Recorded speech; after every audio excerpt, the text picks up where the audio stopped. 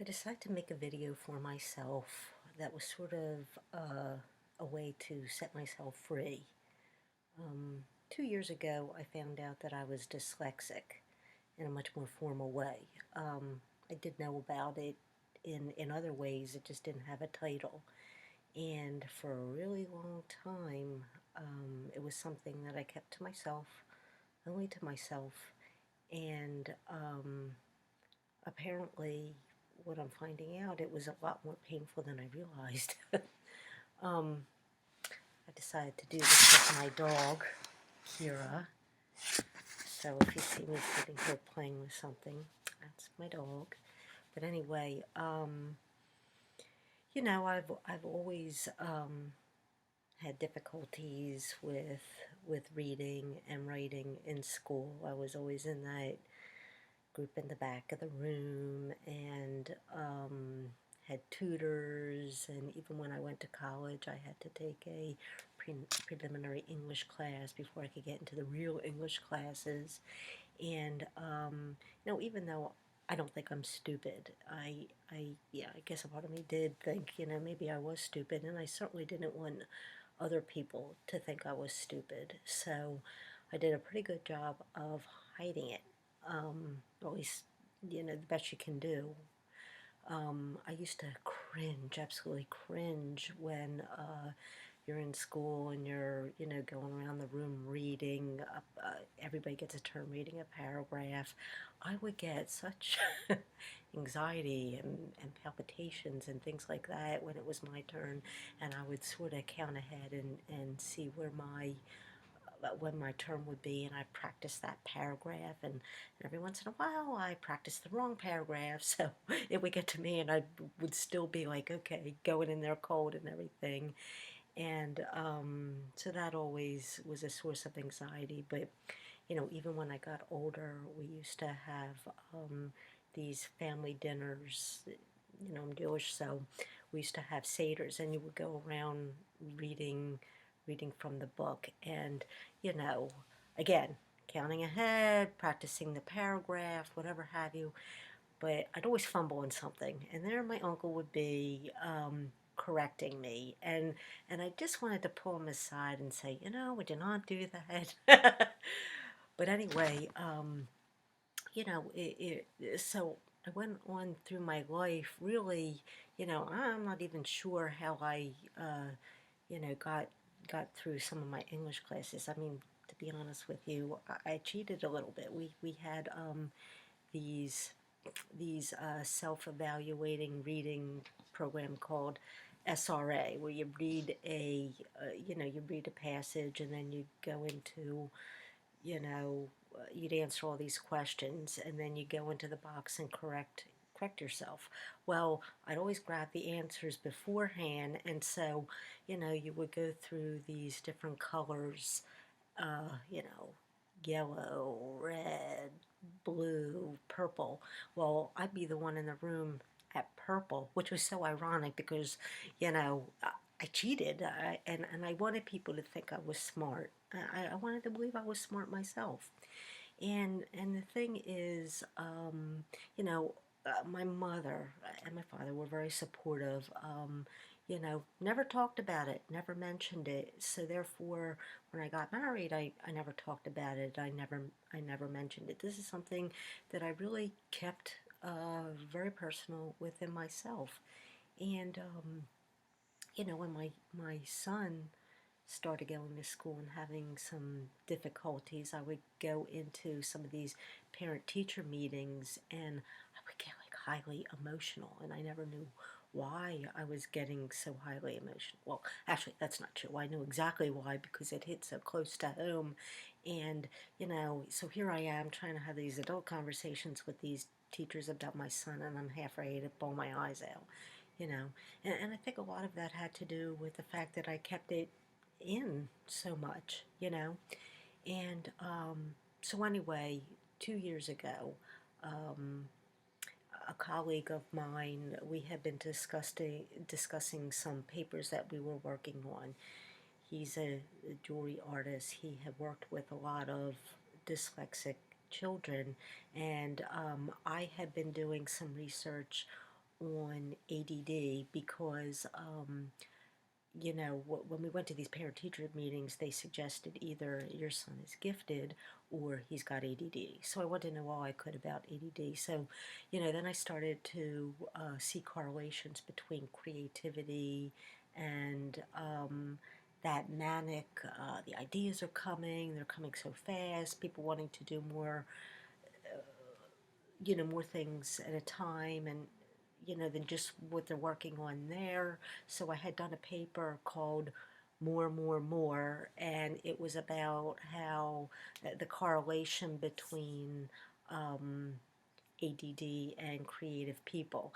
Not that every creative person has ADD or every ADD person is creative. I was just talking about the area where those two things overlapped.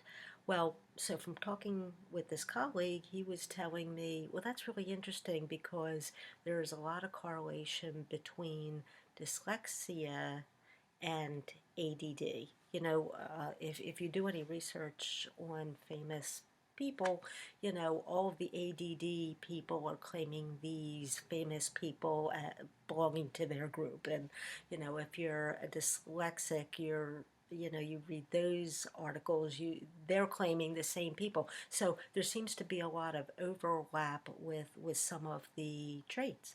So anyway, he was telling me all about it, and actually I started, some light bulbs were going off that, maybe, but I really didn't touch it. And so one day, my husband and I were in Barnes and Nobles, where we like to go to, I work at home, so we like to go there to get out of the house and things like that. So he's reading his books.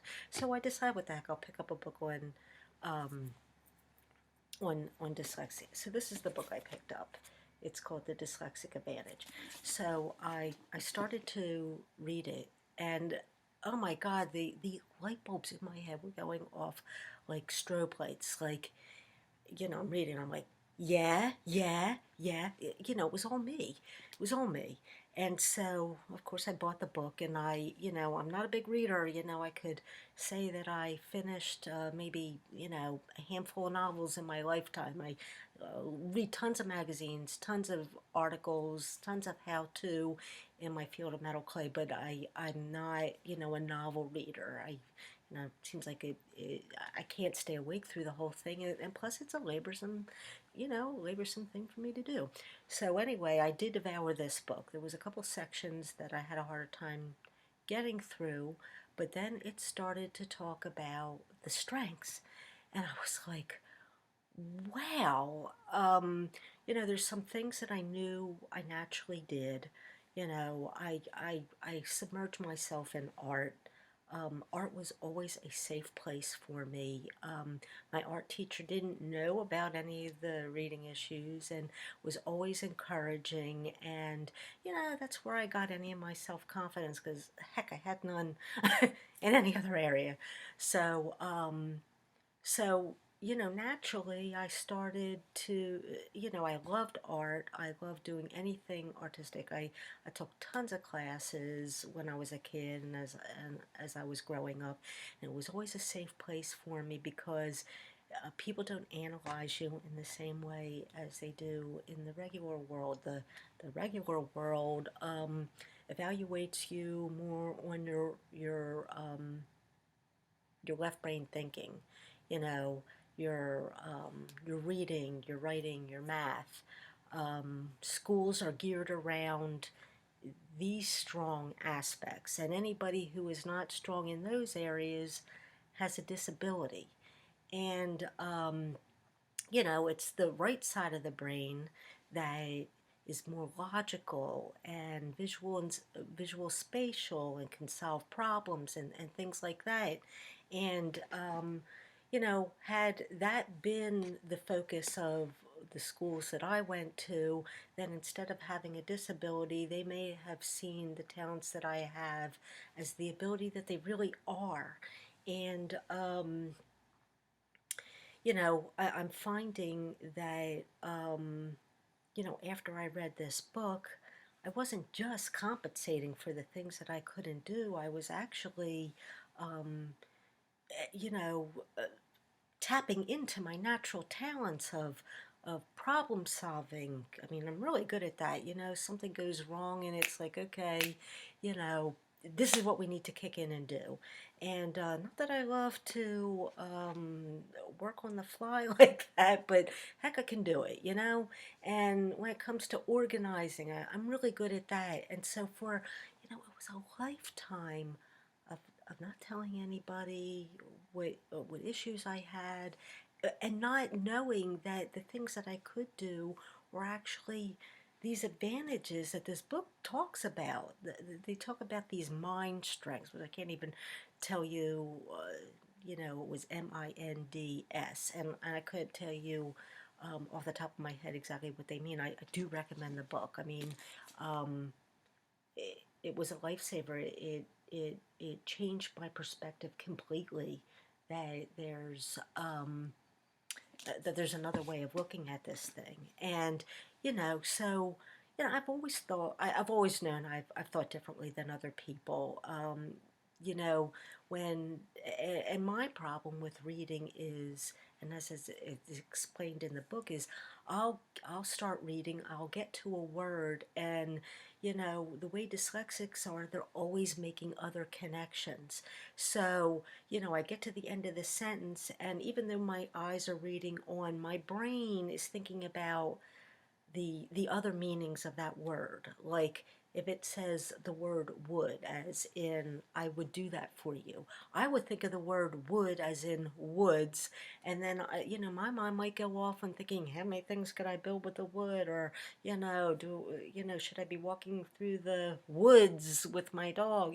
It's all that stuff. So I would reread that same sentence over and over again, and the comprehension wasn't there because my mind is making all these other connections, which, for reading purposes, that really stinks. But for, creative purposes, it's like a wow, it's like you see things in so many multiple levels, and other people just can't do that in the same way. And I'm learning that, I need to embrace that.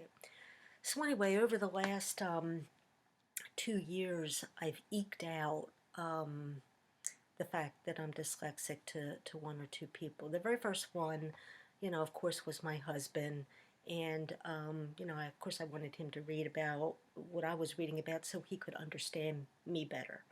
And, you know, he's the closest person to me. It was so difficult to, tell him about that. And it's actually difficult for me to tell other people because, you spend a lifetime, I mean, not telling anybody. My mother, my best friend, my sister, who was also my best friend, nobody, nothing. And so I'm finding out that's a really big burden to hold for, I'm 48 years old. So for all this time, I didn't tell anybody. And so now that I'm finding out there's good things, there's a part of me that wants to tell people that, I'm okay. Every time you see a typo on Facebook, or, when I teach, so I'm writing these articles and things like that.